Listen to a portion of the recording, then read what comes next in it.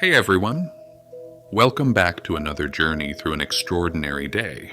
Tonight, we're drifting 20,000 feet above the cloud line, where the air tastes like crystallized starlight and your morning coffee comes with a side of vertigo. You're about to experience one full shift as a barista aboard the Cirrus Station Café, a floating establishment that serves espresso to sky pilots, cloud farmers, and the occasional gravity-sick tourist who thought breakfast at altitude sounded romantic. Fair warning, your feet will ache, your hands will smell like cinnamon and steam, and you'll question every life choice that brought you to a kitchen suspended by nothing but atmospheric pressure and engineering optimism.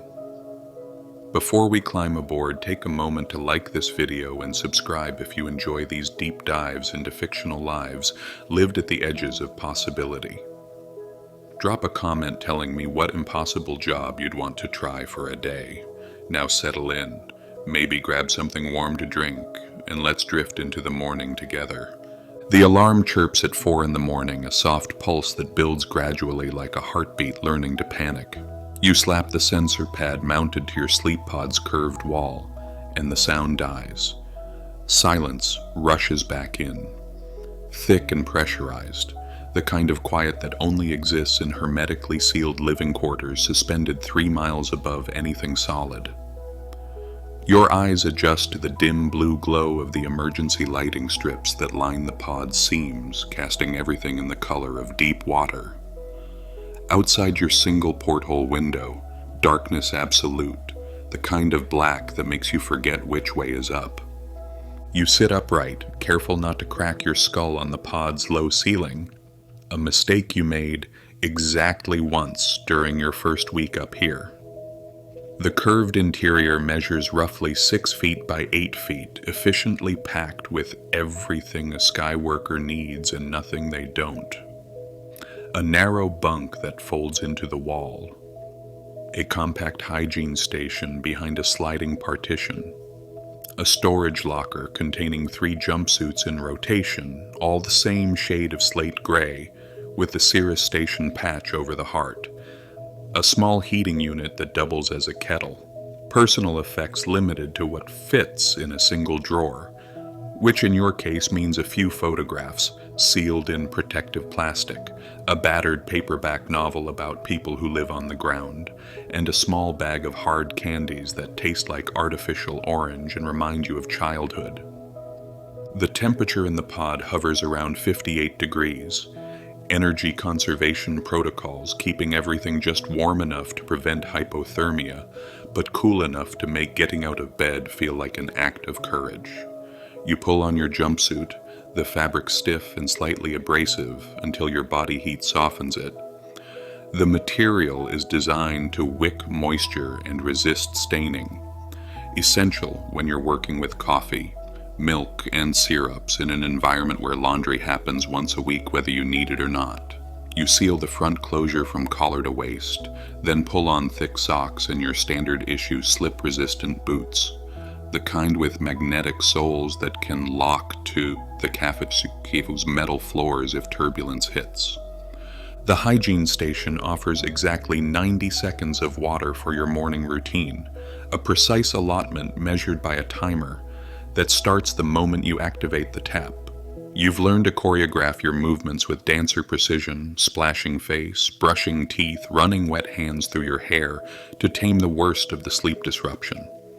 The water is recycled, purified, and faintly metallic, tasting of the filtration system's mineral exchange process. You've long since stopped noticing. Breakfast is a protein bar, the texture of sweetened cardboard, and a pouch of instant coffee that you mix with hot water from the heating unit. The coffee tastes nothing like what you'll be serving in a few hours, sharp and bitter and vaguely chemical, but it contains enough caffeine to jumpstart your consciousness. You eat standing up, looking out the porthole as the first suggestion of dawn begins to stain the eastern horizon.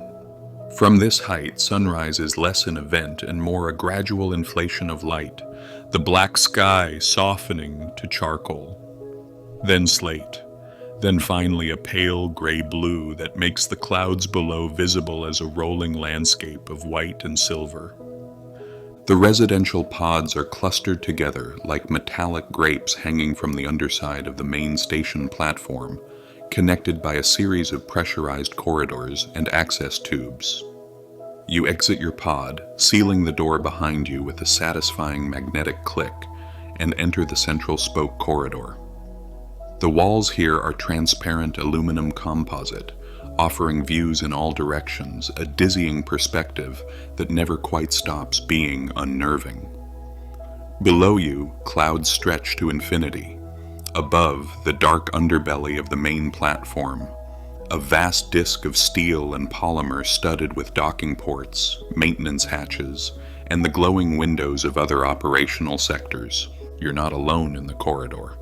Other early shift workers shuffle past, the atmospheric technician still bleary-eyed and clutching her own pouch of terrible coffee, a maintenance engineer carrying a toolkit that clanks softly with each magnetic step, a navigation officer finishing his night shift with the glazed expression of someone who's been staring at screens for 10 hours.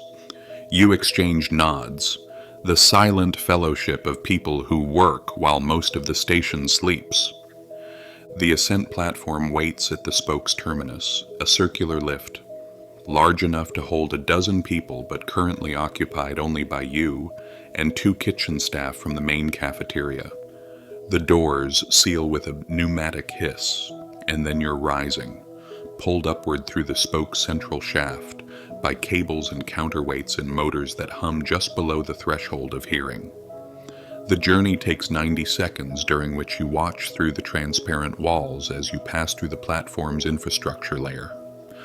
All pipes and conduits and storage tanks, then up through the habitation levels where most of the station's 300 permanent residents sleep, and finally emerging into the commercial district where restaurants, shops, and entertainment venues cater to the transient population of pilots, tourists, and travelers who pass through Cirrus Station daily. The lift opens directly into the service corridor behind the Cirrus Station Café, a narrow passage painted institutional beige and lined with storage lockers, waste disposal chutes, and the service entrance to the kitchen. The air here smells different, warmer and more complex, carrying hints of yesterday's coffee grounds, cleaning solution, and the faint sweetness of sugar that has worked its way into every porous surface. You pass through the employee entrance, pressing your palm to the biometric scanner that logs your arrival at 4:43 in the morning, 17 minutes before your official shift begins, which is how you prefer it. The cafe is dark, silent, and somehow smaller without customers filling it. You stand in the doorway between the kitchen and the main floor, letting your eyes adjust and your mind transition from sleep to work mode. The space measures approximately 40 feet deep and 60 feet wide, an irregular hexagon dictated by the platform's geometry. The front wall is entirely transparent, floor-to-ceiling windows offering an unobstructed view of the sky. Currently, that view is still mostly dark, the pre-dawn glow just barely illuminating the cloud layer below, like a blanket of snow that stretches to the curve of the earth. The interior design balances industrial functionality with enough aesthetic warmth to make customers forget they're drinking coffee in what is essentially a pressurized box floating in the atmosphere. The walls are paneled in reclaimed wood, or at least a synthetic material that convincingly mimics wood grain. The floor is brushed steel with inlaid rubber pathways for traction. The ceiling is lower than you'd like, barely 8 feet, crisscrossed with exposed beams that house lighting tracks, ventilation ducts, and the discrete sprinkler system required by station safety codes. Tables and chairs are bolted to the floor, 12 4-person tables and 8 2-person high tops, arranged to maximize seating while maintaining clear pathways for service and emergency egress. Everything is designed to stay put during turbulence. You've experienced enough rough air days to appreciate the engineering. The furniture is simple but not uncomfortable. Metal frames with padded seats in a deep burgundy fabric that hides stains well. The service counter runs along the left wall, a long curved barrier of stainless steel and dark composite stone. Behind it, the barista station, your domain for the next 10 hours. 3 espresso machines, gleaming chrome beasts with brass fixtures and more pressure gauges than a submarine. 2 grinders for espresso beans, 1 for decaf. A row of pour-over stations with swan neck kettles hanging from magnetic hooks. A cold brew tower that looks like a piece of laboratory equipment, all glass spirals and slow drips blenders for frozen drinks. A steam table for keeping food warm. A display case for pastries and sandwiches currently empty and waiting to be stocked. Behind the counter, shelving units hold cups, saucers, glasses in various sizes, all made from impact-resistant polymer that won't shatter if dropped. Above that, the menu boards, currently dark but programmed to illuminate when you activate the main systems. To your right, the kitchen pass-through window, where the cook will eventually slide out plates of breakfast sandwiches and lunch orders. Currently, the kitchen is dark and silent, the cook not due to arrive for another hour. You flip on the main power and the cafe begins to wake up. Lights flicker on in sequence, starting dim and gradually brightening to simulate natural morning light. The espresso machines chime as they begin their warm-up cycles, heating elements activating with faint clicks and hums. The refrigeration units resume their quiet thrumming. The ventilation system kicks up a notch, pulling in filtered outside air and circulating it through the space. The menu boards glow to life, displaying today's offerings in soft amber letters. You move through the opening routine with practiced efficiency, a choreographed sequence of tasks you could perform in your sleep. First, check the espresso machines, verifying water levels, pressure readings, and temperature calibrations. The machines need to reach exactly 203 degrees Fahrenheit for optimal extraction, and they're particular about their warm-up time, requiring at least 20 minutes to fully stabilize. While they heat, you check the grinders, emptying yesterday's leftover grounds into the compost bin and wiping down the burrs with a soft brush. Fresh beans get loaded into the hoppers, a medium roast for the regular espresso, a darker Italian roast for those who want their coffee to taste like it's harboring a grudge. The coffee beans arrive weekly via supply ship, vacuum sealed in 5-pound bags and roasted planet-side exactly 14 days before departure. By the time they reach you, they're at what the supplier calls optimal flavor development, which is a polite way of saying they're already past their absolute peak but still better than anything else available at 20,000 feet. You've learned to make peace with this. The beans smell rich and oily as you pour them into the grinders, filling the quiet cafe with the first good smell of the morning. Next, you stock the condiment station, a self-service counter where customers can add their own cream, sugar, and various flavor syrups. Whole milk, 2% milk, oat milk, and almond milk go into the refrigerated dispensers. Sugar packets, both white and brown, get organized in their divided containers. Wooden stirrers, recycled napkins, and cup sleeves are arranged in neat stacks.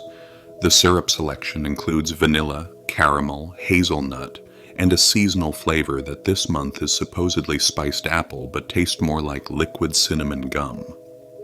Each bottle gets wiped down, checked for level, and positioned with its label facing forward. The pastry case requires more attention. You retrieve trays from the walk-in refrigerator, each loaded with pre-baked items that arrived frozen and thawed overnight, croissants that are convincingly flaky, despite never having seen France, muffins in blueberry, chocolate chip, and bran varieties. Danish pastries glazed with something shiny and approximately apricot-flavored cookies the size of your palm. Scones studded with dried cranberries. Everything is individually wrapped in clear film, portion controlled and preservative extended for maximum shelf life. You arrange them in the display case according to a diagram that corporate insists optimizes impulse purchases, alternating colors and sizes to create visual interest. The sandwich station comes next. Pre-made breakfast sandwiches emerge from the refrigerator, each sealed in a wrapper that will eventually go into the speed oven for heating egg and cheese. Bacon, egg and cheese. Sausage, egg and cheese. Vegetable and cheese for the handful of vegetarian customers who pass through. You stack them in the heated display case, organized by type, and update the digital counter that tracks inventory. By now, the espresso machines have reached temperature, their ready lights glowing green. You run test shots, pulling espresso into small cups, and evaluating color, consistency, and flow rate. The first shot is always discarded, a sacrifice to the gods of thermal stability. The second shot looks good, rich crema on top, the liquid underneath dark and syrupy. You taste it, letting the bitter intensity coat your tongue, checking for any off flavors that might indicate a problem with the water filtration or bean quality. It tastes correct, which is the best you can hope for. You pull shots for yourself next, a double espresso that goes into a ceramic cup. No sugar, no milk, just the coffee in its most concentrated form. This is your pre-shift ritual, a moment of quiet before the chaos begins. You lean against the back counter, cup warming your hands, and watch through the windows as the sky continues its transformation. The horizon is now a band of deep orange fading to pink, clouds below catching the light and glowing like coals. Stars still visible overhead but fading. The station's position puts you above most weather systems, offering views that groundside dwellers pay enormous sums to glimpse for a few minutes from observation decks. At 5:15, your coworker arrives. Marcus, the other barista on the morning shift, enters through the employee door with his characteristic barely contained chaos. He's 23, been working up here for 8 months, and approaches every shift with the manic energy of someone who definitely had too much caffeine. Before leaving his pod, his jumpsuit is wrinkled, his hair is attempting several different directions simultaneously, and he's carrying what appears to be a breakfast burrito wrapped in foil. "Morning," he mumbles around a mouthful of burrito. "We survived another rotation around the sun without plummeting to our deaths.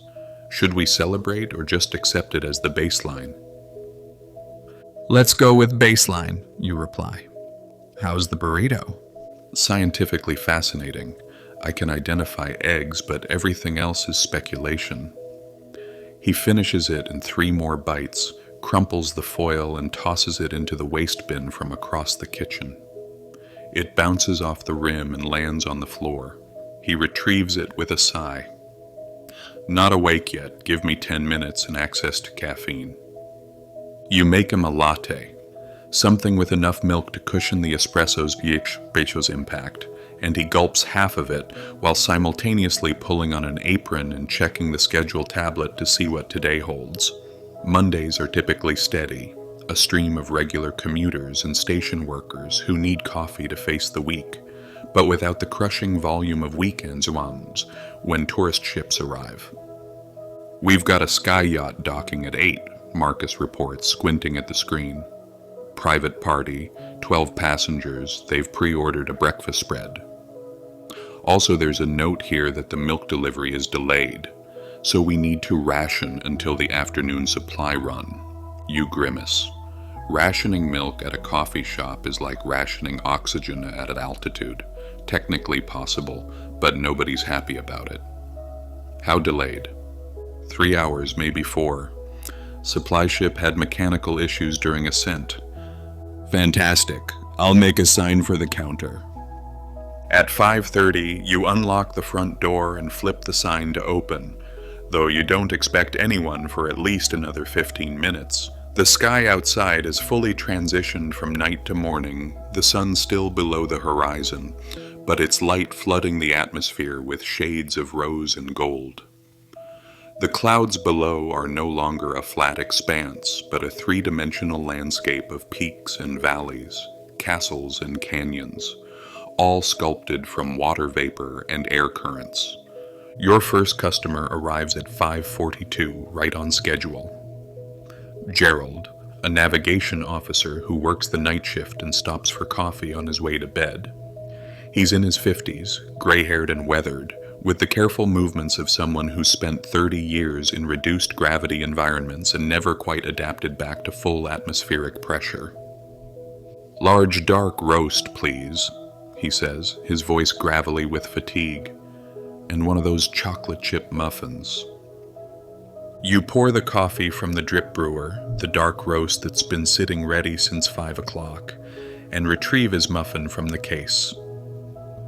He pays with a tap of his station ID chip, adds cream and sugar at the condiment station, and settles into his usual table by the window where he'll sit for exactly 20 minutes, watching the sunrise before heading to his pod. The next 30 minutes bring a steady trickle of regulars, people whose orders you know before they speak. Teresa, the atmospheric engineer, gets a triple shot Americano and a banana David, who works maintenance on the docking clamps, orders a medium coffee with room for milk and 2 sugars. Yuki, one of the flight controllers, wants a small cappuccino with an extra shot and no foam. A drink that technically defeats the entire purpose of a cappuccino, but you make it anyway because arguing with customers before 6 in the morning is above your pay grade.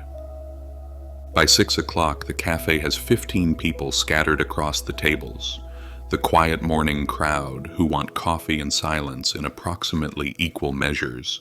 The conversations are muted, just low murmurs beneath the jazz music that plays softly through the ceiling speakers. Outside, the sun finally breaches the horizon, a blazing semicircle of white light that makes everyone wince and reach for sunglasses or turn away. The windows are treated to filter ultraviolet radiation, but they can't do much about the sheer intensity of unfiltered sunlight at altitude. At 6:15, the commuter rush begins. The first morning shuttle arrives from the ground, and suddenly 40 people are streaming into the commercial district, and at least half of them need coffee immediately. The line forms fast, stretching from the counter toward the door, and this is where the real work begins. You and Marcus fall into synchronized rhythm, moving around each other behind the counter like dancers who've rehearsed this choreography 100 times. He takes orders and runs the register. You work the espresso machines and assemble drinks. The noise level increases dramatically, conversations overlapping. The espresso grinder roaring, steam wands hissing, milk frothing, cups clinking. Tall vanilla latte. Medium mocha with whip. Large cold brew, no ice. Small cap, extra dry. The orders come rapid fire. Marcus calling them out while simultaneously taking payment and making change and answering questions about whether the blueberry muffins are any good. You pull espresso shots in quick succession, tamping grounds with exactly the right pressure, locking portafilters into the machines, watching the extraction with a critical eye. Good shots flow like warm honey, dark and steady, developing that perfect layer of crema on top. Bad shots either gush out too fast, resulting in sour, under-extracted coffee, or drip out too slowly, producing bitter, over-extracted sludge. You've learned to identify problems instantly and adjust the grind size on the fly. Steaming milk is where artistry meets physics. The metal pitcher goes under the steam wand, the tip position just below the surface of the milk, angled to create a vortex. You open the valve fully and the wand screams to life, forcing pressurized steam into the liquid. The milk begins to spin, incorporating air, increasing in volume, developing a thick, glossy texture. Temperature is critical. You're aiming for exactly 140 degrees Fahrenheit, hot enough to be pleasant, but not so hot that it scalds the milk and breaks down the proteins. You judge by touch, one hand resting on the side of the pitcher, feeling the heat build until it's just barely too hot to hold comfortably, then you kill the steam. The pour is the finale. Espresso shots waiting in the cup. You position the pitcher and begin to pour steadily, the milk flowing out in a controlled stream. For basic drinks, you just fill the cup, milk and foam, mixing with the espresso. For the customers who appreciate latte art, you pour with intention, starting with the cup tilted, letting the milk sink under the espresso, then slowly leveling the cup, while moving the pitcher in specific patterns. Hearts, rosettas, tulips. The classic designs that make people smile and sometimes photograph their drinks before consuming them. The rush continues for 90 minutes straight.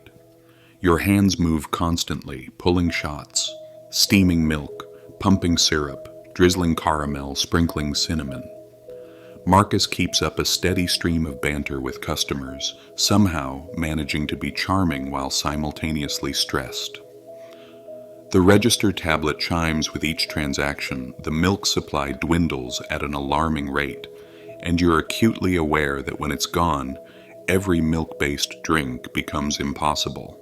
At 7:30, there's a brief lull. The commuter shuttle has departed for its return trip to the ground, taking with it the bulk of the morning crowd. The cafe still has a dozen occupied tables, people lingering over their drinks and tablets and conversations, but the line has disappeared. You and Marcus take advantage of the pause to clean, wiping down the counters, rinsing steam wands, emptying the drip trays that collect spilled coffee and excess water. How's our milk situation? Marcus asks, peering into the refrigerator. We've got maybe enough for another hour if it stays slow, you reply. Once that sky yacht party arrives, we're going to be in trouble. Can we push black coffee and Americanos? We can try. People love being told they can't have what they want. At 7:45, Sarah, the morning cook, arrives and takes over the kitchen. She's a compact woman in her 40s who runs her kitchen with military precision and doesn't tolerate inefficiency or excuses. Within 10 minutes, the smell of cooking bacon begins to drift through the pass-through window, followed shortly by the scent of toasting bread and melting cheese. The breakfast sandwich orders start coming in, and Marcus ferries them from the kitchen to customers who are just realizing they're hungry. At 8:10, the sky yacht docks at the station's private berth, and shortly after, 12 passengers enter the cafe in a cloud of expensive perfume and casual wealth. They're dressed in leisure wear that probably costs more than you make in a month, all flowing fabrics and subtle metallics and accessories that catch the light. They move with the easy confidence of people who are accustomed to being accommodated.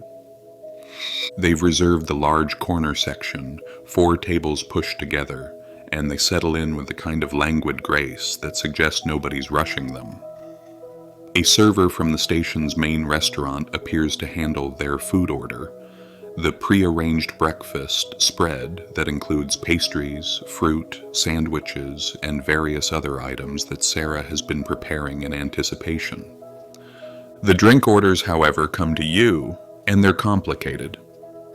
I'll have a large skinny vanilla latte, extra hot, with 2 pumps of vanilla instead of 3, and can you use oat milk instead of regular milk? Triple espresso over ice with a splash of heavy cream and 1 pump of sugar-free hazelnut. Do you have matcha? I'd like a matcha latte, hot, with coconut milk and honey instead of sugar. You don't have matcha. You don't have coconut milk. The honey is in the kitchen and not readily accessible, and your oat milk supply is precisely 1/2 gallon container that was supposed to last until the afternoon delivery. Marcus handles the diplomacy, explaining limitations with apologetic professionalism, offering alternatives. and somehow convincing most of them that what they can have is actually what they wanted all along. You make the drinks, stretching the milk supply as far as it will go, trying not to think about the fact that you're now completely out of oat milk and down to the last gallon of 2%. The sky yacht passengers linger for over an hour, talking loudly about their plans to tour the cloud farms and visit the observation decks and possibly take a shuttle down to the surface for dinner. They leave decent tips, which helps offset the annoyance, and when they finally depart in another cloud of perfume and laughter, the cafe feels suddenly quiet. At 9:30, Marcus takes his break, disappearing into the back to sit on an overturned bucket and stare at his phone for 15 minutes. You're alone behind the counter when the milk delivery fails to arrive on schedule. You're down to half a gallon now, and the mid-morning coffee crowd is starting to drift in. You make the decision to post a sign at the counter announcing that milk-based drinks are limited until the afternoon supply run. The reactions range from mildly disappointed to actively hostile, with one customer launching into a speech about service standards and customer expectations that you endure with the practiced patience of someone who's heard it all before. By 10 o'clock, you're out of milk entirely. You're now offering only black coffee, Americanos, and espresso shots.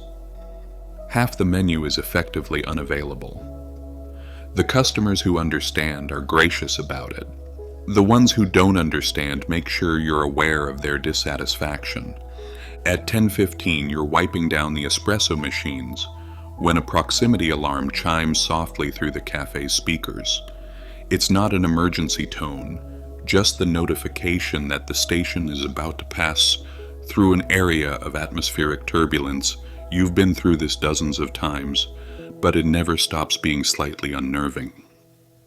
Attention Cirrus Station residents and visitors. The automated announcement begins, calm and gender neutral. We are entering a region of unstable air. Please secure loose items and remain seated when possible. Duration approximately 12 minutes. The cafe's occupants glance around, some nervous, most resigned. The regulars know what's coming. The tourists look worried. The first bump hits about 30 seconds later, a sudden drop that makes your stomach float and sends a few unsecured napkins sliding off the tables. Then the station begins to rock gently, side to side, as wind currents push against the massive platform. It's not dramatic, nothing like the turbulence experienced on aircraft, but it's persistent and disorienting. The windows show the horizon tilting slightly, the clouds outside seeming to roll and pitch. You brace yourself against the counter, magnetic boots locked to the floor. Marcus returns from his break and immediately assumes a wide stance, one hand on the counter for stability. Cups rattle softly in their racks. The espresso machines, bolted down, remain steady. A few customers look genuinely queasy, and you're grateful that you enforced the finish your drinks policy before this started. The turbulence continues for the predicted 12 minutes, during which exactly 0 people want coffee and everyone wants to just hold still and wait it out. When the alarm chimes again to signal the all clear, there's a collective exhale, and the cafe slowly returns to normal operations. At 10:30, Marcus takes over the front counter, and you retreat to the back for your own break. 15 minutes to sit down, drink water, and let your feet recover from 2 hours of constant standing. The break room is a narrow space barely large enough for a small table and 4 chairs, decorated with safety posters and a schedule board, and a cork board covered in pinned notes from management about everything from updated health codes to reminders to check expiration dates. You sit heavily, pull off your boots, and flex your toes. Your lower back aches. Your hands smell permanently of coffee and milk, even though you've washed them a dozen times. You drink from your water bottle, the liquid lukewarm and slightly metallic, and check your personal tablet for messages. There's one from your mother, groundside, asking how you're doing and reminding you that your sister's birthday is next week. There's a notification about updated safety training that you'll need to complete before your next shift. There's a message from station administration about the delayed supply ship, now expected to arrive by 1 o'clock. You spend the remaining 10 minutes of your break simply existing in silence, eyes closed, trying to let the tension drain from your shoulders. The break is never long enough. It never is. At 10:45, you return to the counter and Marcus takes his turn in the back. The cafe has entered the late morning lull, that stretch between the breakfast rush and the lunch crowd, when the customer count drops to a handful of people working on tablets or reading or simply watching the view. You use the time to deep clean the espresso machines, running backflush cycles and wiping down every surface with food-safe sanitizer. You restock cups, refill the syrups, and sweep the floor behind the counter. At 11:15, Sarah calls you to the kitchen pass-through. "We've got a problem," she says, not sounding particularly concerned, which you've learned means the problem is significant but manageable. The refrigerator unit in the back is showing a temperature warning. I've moved everything perishable to the front units, but I need maintenance to look at it before end of shift. You make a note on the tablet to submit a maintenance request, adding refrigerator temperature warning to the growing list of minor crises that define daily operations.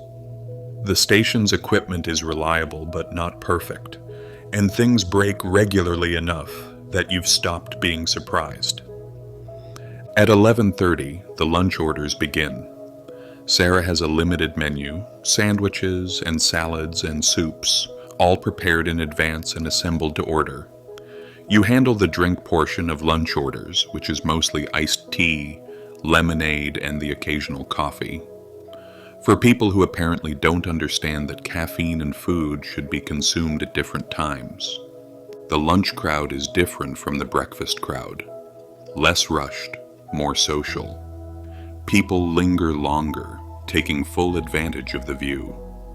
The sun is now directly overhead, blazing down through the windows with intensity that makes the air conditioning work. Overtime.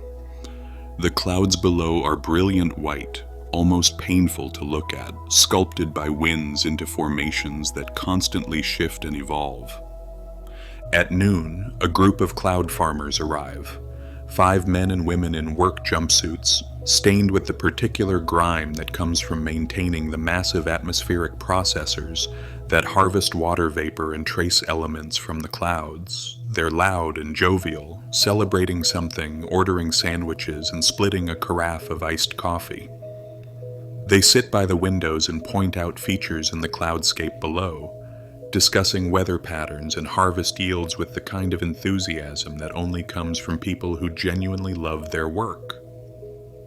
You envy them slightly, the certainty of their satisfaction.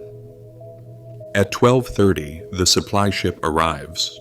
You hear the docking clamps engage, a distant metallic clang that reverberates through the station's structure, and within 10 minutes, a delivery worker appears at the service entrance, wheeling a cart loaded with boxes, milk, cream, syrups, coffee beans, cleaning supplies, all the essentials that keep the cafe operational.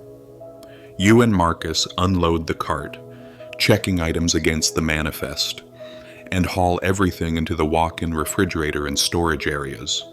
The milk situation is resolved. You update the menu board to remove the limited drinks notice, and immediately a customer who's been waiting orders a large latte with extra foam, as if she's been personally victimized by the temporary shortage. At 1 o'clock, Sarah goes on break, and the kitchen closes temporarily. No new food orders, though you're still serving drinks.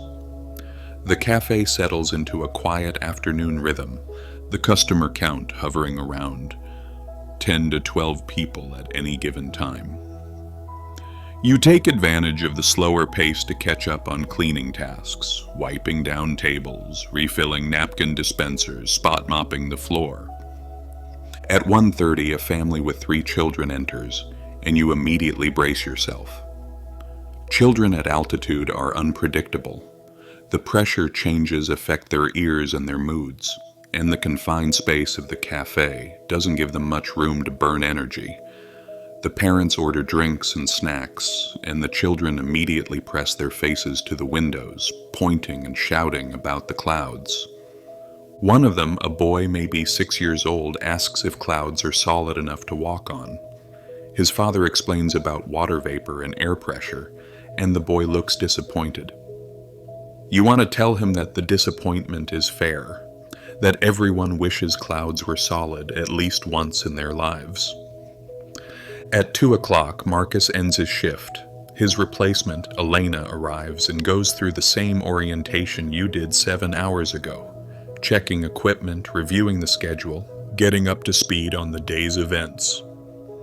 She's in her 30s, competent and unflappable, with the kind of calm demeanor that makes her perfect for handling the afternoon tourist rush. Marcus clocks out, waves a tired goodbye, and disappears toward the elevator that will take him back down to the residential level. You continue working, now partnered with Elena, who takes over the register while you remain on drink preparation. At 2:30, a tour group arrives, 25 people wearing matching visitor badges and following a guide who speaks in the loud, over-enunciated style of someone addressing people who may not speak the language fluently. They spread through the cafe, ordering drinks in a chaotic wave that keeps you busy for 20 minutes straight. The guide stands near the windows and delivers a lecture about the station's history, how it was constructed 40 years ago as a research outpost and gradually expanded into a commercial hub, now serving as a stopover point for atmospheric transit and a destination for tourists who want to experience life above the clouds. You half listen while making a series of cappuccinos, your hands moving on autopilot. You've heard variations of this speech dozens of times. The tour groups come through daily, always asking the same questions, always expressing the same wonder at the view. At 3 o'clock, Sarah returns from break and reopens the kitchen, though the lunch rush is long past. A few customers order late lunches, and you ferry sandwiches and salads from the kitchen to the tables. Your feet are screaming now, 7 hours into the shift, and you've got another 3 to go. At 3:30, a regular customer named Patricia arrives. She's a novelist, works from the station's library most days, and stops by the cafe for an afternoon coffee and pastry. She always orders the same thing, a small pour-over made with the light roast beans, black, no sugar, and a cranberry scone. You make her pour over carefully. The ritual of grinding fresh beans, heating water to exactly 200 degrees, blooming the grounds before beginning the slow, circular pour. The process takes 4 minutes start to finish, and Patricia watches with the patient appreciation of someone who understands craft. "How's the book coming?" you ask, handing her the finished cup. Slowly, she says, smiling. I'm at that stage where I'm convinced everything I'm writing is garbage, but I'm too far in to quit. Sounds like making coffee, you reply. Some days it's art, some days it's just hot water and ground beans. She laughs, takes her scone, and settles at her usual table with her tablet and her coffee and her private world of words. At 4 o'clock, the sun begins its descent toward the western horizon, and the quality of light in the cafe changes. The harsh overhead glare softens to something warmer, more golden. Long shadows stretch across the floor. The clouds below transition from brilliant white to shades of cream and amber. This is when the cafe gets what Elena calls the sunset seekers, people who come specifically to watch the view during the golden hour. They order drinks and claim window seats and sit in reverent silence as the sky performs its daily color show. At 4:30, a couple arrives for what is obviously a romantic date. They're young, probably mid-20s, dressed slightly better than the usual cafe crowd. They order 2 lattes and a slice of chocolate cake to share, and they take the corner table with the best view. You watch them peripherally as you work, the way they lean toward each other, the soft laughter, the self-conscious hand-holding. You remember being that young, that certain that romance could be perfected with the right setting. At 5 o'clock, you take your afternoon break, the second and final 15 minutes of your shift. You repeat the routine from the morning, sitting in the break room, drinking water, trying to convince your feet that this is sufficient recovery time. It isn't. You check your tablet again. New messages, routine updates, nothing urgent. The time passes too quickly. At 5:15, you return to the front, and Elena informs you that the evening cook has called in sick. Sarah is staying late to cover, but she's not happy about it, and you should probably avoid the kitchen unless absolutely necessary. You make a mental note. At 5:30, the dinner crowd begins to trickle in. These are people who eat early, often station workers whose shifts end at 5 and who want a meal before retreating to their pods. The cafe serves a limited dinner menu, mostly soups and sandwiches, nothing elaborate. You continue making drinks, though the demand has shifted toward herbal teas and decaf coffee, people winding down rather than caffeinating up. At 6 o'clock, the sun is low on the horizon, a massive orange sphere that seems to flatten as it descends. The clouds are now a landscape of pink and purple and deep red, colors that don't exist in nature except at moments like this. The cafe is about half full, and every single person is watching the windows. You pause in your work to watch too. It's impossible not to. The view is the real reason people come here. The coffee is just the excuse. The sky bleeds color, the light turning liquid and warm. And for a few minutes, the cafe is completely silent, except for the soft jazz on the speakers and the hum of the ventilation system. At 6:15, the sun touches the horizon and begins to slip below it, sinking fast now, pulling the light with it. The colors intensify briefly, then fade, the sky transitioning from warm tones to cooler blues, and purple stars begin to appear, faint at first, then brighter as the darkness deepens. At 6:30, you begin the closing procedures, even though the cafe doesn't officially close until 8. It's a gradual process, starting with consolidating supplies, wiping down equipment, and doing the prep work that will make the final rush less chaotic. Elena handles the front while you work in the back, restocking for tomorrow, taking inventory, making notes of items running low. At 7 o'clock, the last tour group of the day departs, and the cafe empties out significantly. Only a handful of customers remain, night owls and insomniacs, and people who have nowhere else to be. You mop the front area, working around the occupied tables, and the customers politely lift their feet when you approach. At 7:30, Sarah finishes in the kitchen and clocks out, leaving you and Elena to handle the final half hour. She looks exhausted, and you don't blame her. Covering a double shift in the kitchen is brutal work. At 7:45, you brew a fresh pot of decaf coffee, the last of the day, and set it on the warmer. The final customers trickle in, late shifters grabbing a last coffee before heading to bed, or to work. You serve them with the tired professionalism of someone who's been on their feet for 10 hours and can see the finish line. At 8 o'clock, Elena flips the sign to closed and locks the front door. The remaining customers are allowed to finish their drinks, but no new people are admitted. You begin the serious closing work, emptying the drip trays, cleaning the espresso machines thoroughly, wiping down every surface. Elena counts the register, reconciling the day's sales with the transaction logs. At 8:15, the last customers leave, and you lock the door behind them. The cafe is now empty and quiet, just you and Elena moving through the space in synchronized routine. You take out the trash, haul bags to the disposal chute in the service corridor. You run the dishwasher one final time, washing the last cups and plates. You mop the entire floor, front and back, leaving it wet and gleaming.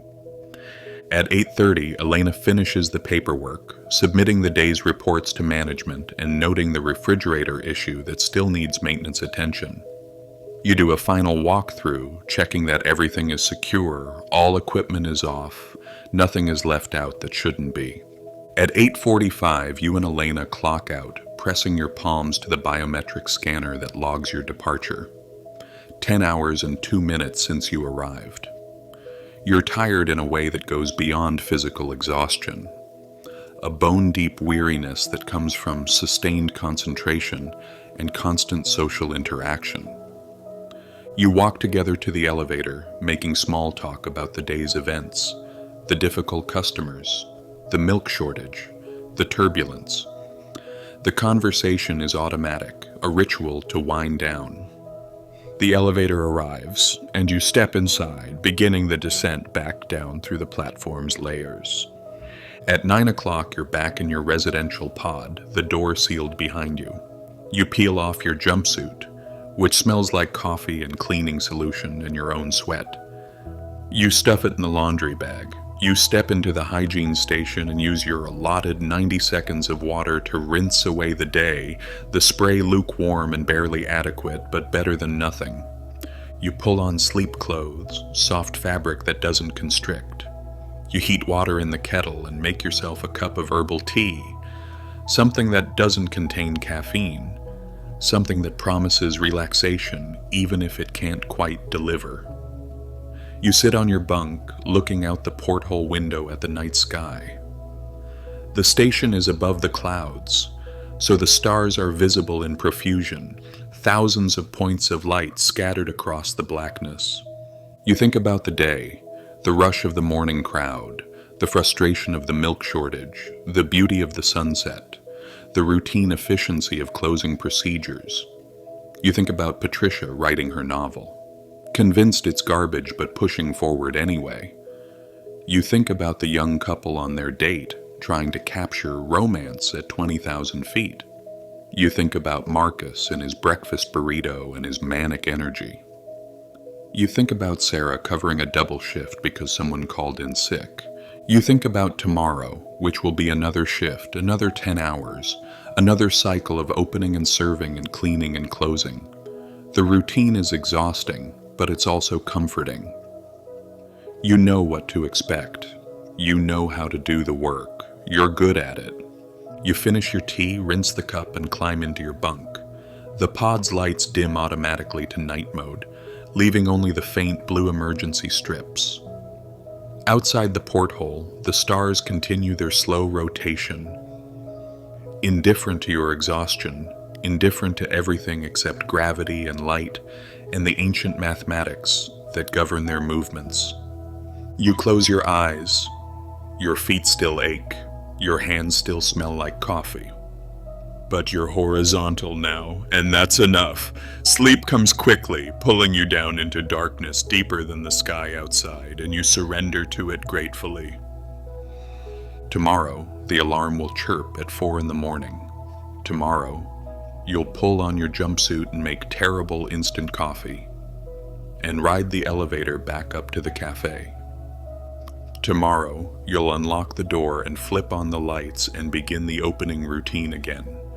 The espresso machines will warm up, the customers will arrive, and you'll make drinks and smile and persevere through another shift at the Cirrus Station Café. But that's tomorrow. Tonight, you sleep, suspended in your pod beneath the main platform, floating 3 miles above the earth, dreaming perhaps of clouds solid enough to walk on, or perhaps of nothing at all. The work continues. The station rotates through its schedules. The sky performs its transitions from dark to light and back again. And somewhere in the machinery of it all, you're a small but necessary component. The person who makes the coffee, who keeps the cafe running, who shows up day after day to serve espresso at altitude to people passing through. It's not glamorous, it's rarely easy, but it's yours. This strange, exhausting, occasionally beautiful life above the clouds. This routine of steam and coffee and sunrise. This particular way of existing in the world, or rather above it. And when morning comes, you'll do it all again. If you enjoyed this journey through an impossible day, I'd really appreciate it if you'd take a moment to like this video and subscribe to the channel. There are so many more fictional lives to explore, so many other perspectives to inhabit. Drop a comment and let me know what world you'd like to visit next. Until then, sleep well. Wherever you are, whatever altitude you call home, good night.